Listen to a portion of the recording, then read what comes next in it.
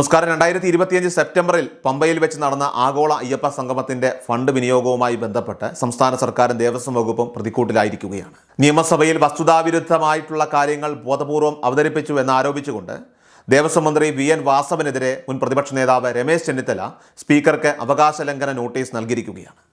അയ്യപ്പ സംഗമത്തിന്റെ സാമ്പത്തിക സ്രോതസ്സുകളെക്കുറിച്ച് സഭയിൽ ഉന്നയിക്കപ്പെട്ട ചോദ്യങ്ങൾക്ക് മന്ത്രി നൽകിയ മറുപടികൾ പിന്നീട് പുറത്തുവന്ന ഓഡിറ്റ് റിപ്പോർട്ടുകളുമായിട്ട് പൊരുത്തപ്പെടുന്നില്ലെന്നാണ് പ്രധാന ആക്ഷേപം. സ്പീക്കർക്ക് സമർപ്പിച്ച കത്തിൽ തെളിവുകൾ സഹിതം ഈ വൈരുദ്ധ്യങ്ങൾ ചെന്നിത്തല ചൂണ്ടിക്കാട്ടിയിട്ടുണ്ട്. ഭരണഘടനാപരമായിട്ടുള്ള ഉന്നത പദവിയിലിരിക്കുന്ന ഒരു മന്ത്രി സഭയെ തെറ്റായിട്ടുള്ള വിവരങ്ങൾ നൽകി വഴിതിരിച്ചുവിടുന്നത് ജനാധിപത്യ സംവിധാനങ്ങളോടുള്ള വെല്ലുവിളിയാണെന്ന് പ്രതിപക്ഷം ആരോപിക്കുകയാണ്. വിവാദത്തിന്റെ ആധാരമായിട്ടുള്ള പ്രധാന വിഷയം അയ്യപ്പ സംഗമത്തിനായിട്ട് ഉപയോഗിച്ച പണത്തിന്റെ ഉറവിടമാണ്. സർക്കാരിൻ്റെ നികുതി പണമോ ദേവസ്വം ബോർഡിൻ്റെ തനത് ഫണ്ടോ ഈ പരിപാടിക്കായിട്ട് ഉപയോഗിക്കരുത് എന്ന് കോടതി നേരത്തെ തന്നെ കർശന നിർദ്ദേശം നൽകിയിരുന്നു. സ്പോൺസർഷിപ്പിലൂടെയും അതോടൊപ്പം തന്നെ ഭക്തരുടെ സംഭാവനകളിലൂടെയും മാത്രമേ സംഗമം നടത്താവൂ എന്നായിരുന്നു വ്യവസ്ഥ.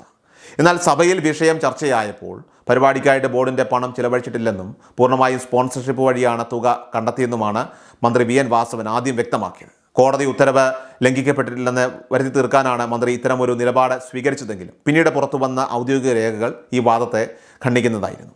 ഇത് പ്രതിപക്ഷം ചൂണ്ടിക്കാട്ടുന്നു.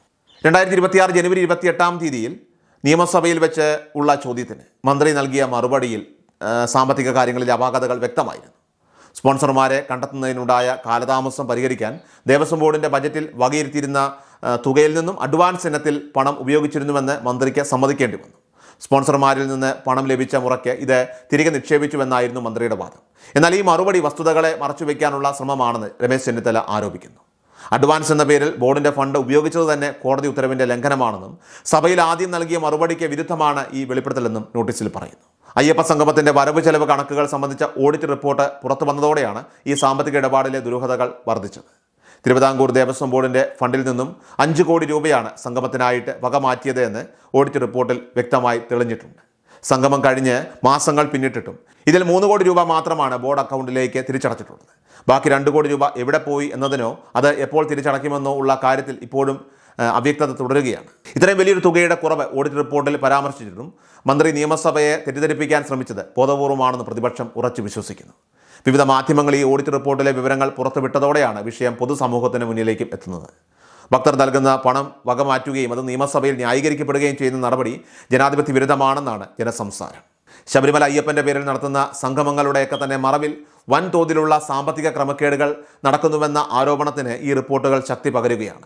3.5 കോടി ജനങ്ങളുടെ പ്രതിനിധികൾ ഇരിക്കുന്ന നിയമസഭയിൽ ഇത്തരത്തിലുള്ള തെറ്റായ വിവരങ്ങൾ നൽകിക്കൊണ്ട് മന്ത്രി പദവിയിൽ തുടരുന്നത് അത് ധാർമ്മികമായിട്ട് ശരിയല്ലെന്ന് കാണിച്ചുകൊണ്ട് പ്രതിപക്ഷം പ്രതിഷേധം ശക്തമാക്കുകയാണ്. സ്പീക്കർക്ക് നൽകിയ കത്തിൽ ഈ മാധ്യമ റിപ്പോർട്ടുകളെയും ഓഡിറ്റ് കണ്ടെത്തലുകളെയും ചെന്നിത്തല പ്രധാന തെളിവുകളായിട്ട് ചേർത്തിട്ടുണ്ട്. ഇപ്പോൾ തെരഞ്ഞെടുപ്പ് നിയമസഭാ തെരഞ്ഞെടുപ്പ് പടിവാതിൽക്കൽ എത്തി നിൽക്കുന്ന സാഹചര്യത്തിൽ ഈ വിവാദം സർക്കാരിന് വലിയ രാഷ്ട്രീയ തിരിച്ചടിയായിട്ട് മാറിയിരിക്കുകയാണ്. ശബരിമലയുമായി ബന്ധപ്പെട്ട വിഷയങ്ങൾ കേരളീയ സമൂഹത്തിൽ എന്നും വൈകാരികമായിട്ടുള്ള സ്വാധീനം ചെലുത്തുന്ന ഒന്ന് തന്നെയാണ്. ദേവസ്വം മന്ത്രി നിയമസഭയെ തെറ്റായിട്ടുള്ള മറുപടികളിലൂടെ കബളിപ്പിച്ചുവെന്ന് തെളിയിക്കുന്ന പക്ഷം അത് മന്ത്രിയുടെ രാജിയിലേക്ക് വരെ നയിച്ചേക്കാം.